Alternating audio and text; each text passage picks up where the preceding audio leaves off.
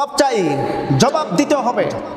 গোটা বাংলাদেশের 53 বছর, 53 থেকে 54টি বছর পার হয়ে গেছে। এই 53 থেকে 54টি বছর পার হওয়ার মধ্যে আমার দেশের কোন ইমাম মুয়াজ্জিনদেরকে বেতন দেওয়া হয়নি কেন? ইমাম মুয়াজ্জিনদের অপরাধ কি? তারা কেন বেতন পায়নি? জবাব চাই। আমার দেশের যতগুলো শাসক এসেছে ৭১-এর পর থেকে সবগুলো শাসক হলো মুসলমানের বাচ্চা মুসলমান। যা ছিল সবাই ছিল কি? মুসলমান। সব ছিল মুসলমান। এতগুলো মুসলমান শাসক আসার পরেও আমার দেশের ইমাম মুয়াজ্জিনদেরকে বেতন দেওয়া হলো না কেন? বাংলাদেশের যুক্তিসঙ্গতভাবে, যৌক্তিকভাবে আমরা যে জিনিসটা লক্ষ্য করে দেখেছি, বাংলাদেশের যৌক্তিকভাবে এই দেশের সংখ্যায় গরিষ্ঠ হলো 96% মুসলমান। বাংলাদেশের সংখ্যায় গরিষ্ঠ মুসলমান। আমার দেশের আয়, কর, ট্যাক্স, ভ্যাট, আপনি যতগুলো কথা বলেন না কেন, সবকিছুর কিন্তু মুসলমানরাই সংখ্যায় গরিষ্ঠ। তারাই সবচেয়ে বেশি দিচ্ছে। ট্যাক্স মুসলমানরা বেশি দিচ্ছে, ভ্যাট মুসলমানরা বেশি দিচ্ছে, সব জায়গায় মুসলমানদের অবদান বেশি, সব জায়গায় মুসলমান। তাহলে আমার দেশের ট্যাক্স ভ্যাট দিয়ে সংসদ পরিচালিত হয়, আমার দেশের ট্যাক্স ভ্যাট দিয়ে রাষ্ট্রীয় অনেকগুলো দিবস পালিত হয়, আমার দেশের মুসলমানদের রক্ত ঘামানো অর্জিত টাকা দিয়ে আমার দেশের অনেক অপকর্মের কাজগুলো হয়, অথচ মুসলমানদের মসজিদের ইমাম মুয়াজ্জিনদেরকে বেতন দেওয়া হয় নাই। হয়নি কেন? জবাব চাই। কেন দেওয়া হয়নি? কি জন্য দেওয়া হয়নি? আপনি সামান্য প্রাইমারি স্কুলের শিক্ষকদের বেতন 20, 25, 30 হাজার টাকা পর্যন্ত আপনি দিতে পারলেন। আপনি চকিদারের বেতন আপনি দিতে পারলেন। আপনি সবগুলো সেক্টরের বেতন আপনি দিতে পারলেন। আর ইমাম মুয়াজ্জিনরা কি অপরাধ? কেন আপনি তাদেরকে বেতন দেননি? সরকার কেন বেতন দেয়নি? মন্ত্রণালয় থেকে কেন ইমাম মুয়াজ্জিনদের বেতন নিযুক্ত করা হয়নি? অথচ হিন্দু রাষ্ট্র, পার্শ্ববর্তী হিন্দু রাষ্ট্র এই যে ভারত, এই ভারতের কলিকাতা, আসাম, ত্রিপুরা, মণিপুর, এদিকে আপনি খেয়াল করেন, লক্ষ্য করে দেখেন, কলিকাতা একটা হিন্দু রাষ্ট্র, একটা রাজ্য। পশ্চিমবঙ্গের প্রত্যেকটা মসজিদের ইমাম, মুয়াজ্জিন এবং মোতাওয়াল্লি এদেরকে সরকারিভাবে বেতন ভাতা দেওয়া হয়। একটা হিন্দু রাজ্যে যদি মসজিদের ইমাম, মুয়াজ্জিনের যদি বেতন ভাতা দেওয়া হয়, আর সংখ্যায় গরিষ্ঠ মুসলমানদের জমিন, বাংলার জমিন, মুসলমানদের মসজিদের, মুসলমানদের ইমাম মুয়াজ্জিনদেরকে বেতন দেওয়া হয় না কেন? তবে আমরা উদাত্ত আহ্বান জানাই, আগামীর এই বর্তমান যিনি অন্তর্বর্তী সরকারের প্রধান উপদেষ্টা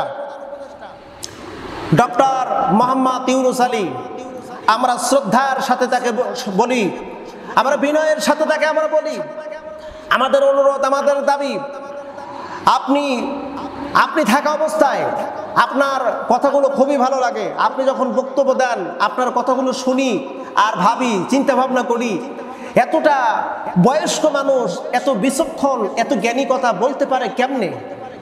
আপনি বলেছেন দেশটাকে আপনি সংস্কার করবেন। আপনি সংস্কার করেন।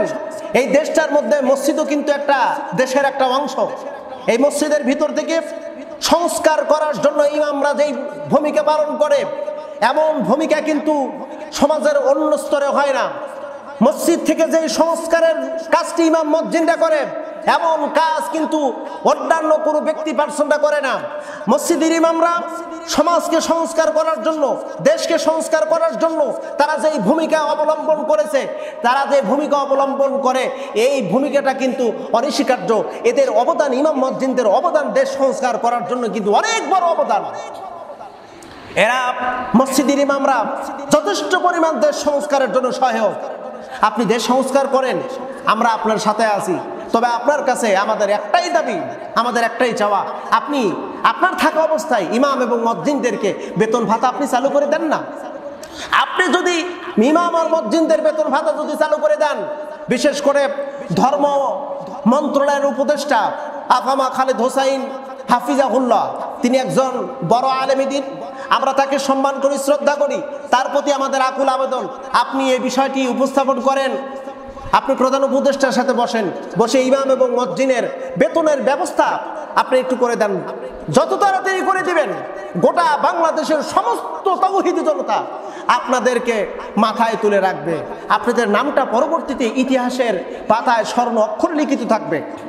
আমরা এটা বিশ্বাস করি আপনারা পারবেন, আমরা বিশ্বাস করি আপনারা পারবেন। আমরা চাই আগামীর বাংলায় যেন ইসলামী একটা ইসলামী সমাজ যেন পরিচালিত হয়ে যায়। কথায় কথা চলে আসে, বর্তমান আমরা লক্ষ্য করে দেখতেছি গোটা বাংলাদেশের ইসলামের যেন একটা গণজোয়ার শুরু হয়ে গেছে। যেখানে উলামায়ে কেরাম, সেখানে হাজার হাজার মানুষের ঢল। বিশেষ করে বাংলাদেশ জামাত ইসলামের শ্রদ্ধেয় আমির মহোদয়, বাংলাদেশের জন্য একটা রহমত, সাক্ষাৎ একজন আল্লাহর ওলি ডক্টর শফিকুর রহমান স্যার যেখানেই যাচ্ছেন সেখানেই মানুষের ঢল। একটা বিষয় লক্ষ্য করে দেখেন, বাংলাদেশের জনগণ বুঝে গেছে যে ইতিপূর্বে আমরা দেখেছি, আমরা আওয়ামী লীগ দেখেছি, বিএনপি দেখেছি, জাতীয় পার্টি দেখেছি, কিন্তু আমরা জামাত ইসলামের এমন আচার আচরণ, এমন ব্যবহার, তাদের শিষ্টাচার, আমরা তো অবাক হয়ে গেছি। আগামীতে চাই ইসলামী সরকার বাংলাদেশে প্রতিষ্ঠিত হোক, এটা সবার চাওয়া। বাংলাদেশের এই জামাত ইসলামের অগ্রসর দেখে কিছু ওই যে বাবুদেরকে যারা খুশি করে, যারা অন্যায়ের হাজারি করে, ওদের গায়ে জ্বালা শুরু হয়ে গেছে। ওলামায়ে কেরামদের ঐক্য দেখে ওদের গায়ে জ্বালা শুরু হয়ে গেছে। আজ পর্যন্ত ইতিপূর্বে ৭১-এর পর থেকে আমার দেশের যতগুলো ইসলামী সংগঠন আছে, এদেরকে ঐক্যবদ্ধ হতে দেয়নি এক দল ভারতের কুচক্রীয় দালালরা, ঐক্যবদ্ধ হতে দেয়নি। যখনই চরমোনাই জামাত ইসলাম, কওমিয়া ওলামায়ে কেরাম যখন ঐক্যবদ্ধ হতে যাচ্ছে, তখন ওই জায়গায় নাস্তিকবাদীরা ঢুকে গেছে এবং ঐক্যের ফাটল এমন ভাবে তৈরি করে দিয়েছে, এমন একটা প্রাচীর নির্মাণ করেছে যে ঐক্য হওয়াটা বড় দুর্লভ বিষয় হয়ে গেছে। আমরা লক্ষ্য করে দেখছিলাম, বেশ কয়েকটা প্রোগ্রাম দেখলাম, আপনারা হয়তো বা দেখেছেন যে অনেকগুলো প্রোগ্রামে জামাত ইসলাম, খেলাফত মজলিস, চরমোনাই, এরপরে জমিয়ত উলামা, অসংখ্য ইসলামিক দল, সুন্নি, আহলে হাদিস, এক কথা হলো সবাই যখন এক প্ল্যাটফর্মে, একই গোল টেবিলে, একই যখন পথসভা বলেন, জনসভা বলেন আর পরামর্শ বলেন, সবাই যখন এক, ঠিক এই মুহূর্তেই ওদের কাজ চলাফেরা শুরু হয়ে গেছে। আবার একজন বক্তব্য দিল, তার বক্তব্যটা কতটাই কুরুচিপূর্ণ। সে বলতেছিল স্বৈরাচারের পতন হয়েছে বলেই, এমনটি নয়, মৌলবাদীদের মাথায় গজায় উঠতে দেবো এই সুযোগ নাই, এমন কথা বলেছে। আমি নাম বলতে চাচ্ছি না, আপনি সংশোধন হয়ে যান। আপনি কি বোঝাতে চান, কি বুঝাইতে চান? আপনি কি চাচ্ছেন আওয়ামী লীগের বেটি শেখ হাসিনার মতন? আপনি কি চাচ্ছেন রাশেদ খান মেননের মতন?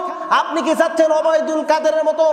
আপনি কি চাচ্ছেন আসাদুজ্জামান কামালের মতন? আপনিও কি চান এই দেশ থেকে বিতাড়িত হয়?